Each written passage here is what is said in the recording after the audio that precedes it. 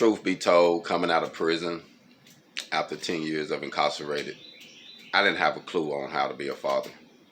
I had took some courses and I had read some books and learned some things, but I didn't know what I was doing.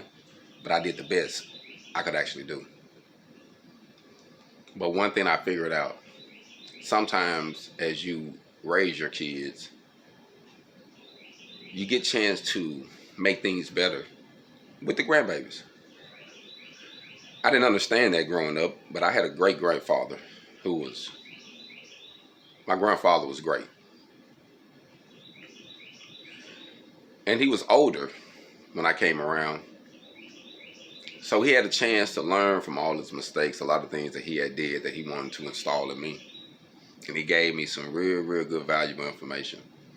And now that I'm older, I realize that in the South, coming from where we're from, actually, if you're from the rural South, I was born in Little Rock, raised in Southeast Arkansas, Arkansas City, McGee, Deramart, Reed, Dumas, all up through there, Lake Village. I've been through all those places.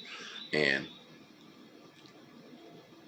coming from there, man, a lot of us didn't have, we had dads, but we didn't have fathers. We had a guy to come around, a guy we knew, we heard stories about, or maybe was there, but never taught us nothing. He might was in the house, but we didn't ever get in the game. He was just there, he was abusive to the parents or abusive to the kids. It was just that type of situation in the South.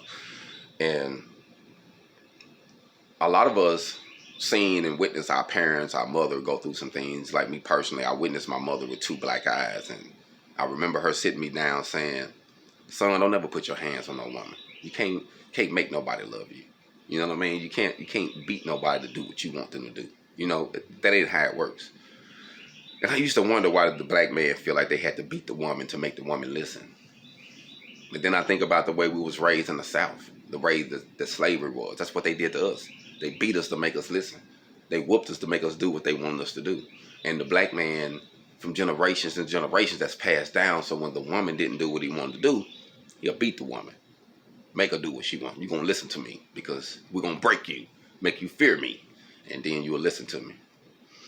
So we make a lot of mistakes because we don't know history. We don't know why we do certain things. But we know that once we grow up, we want to break change and break curses and do better.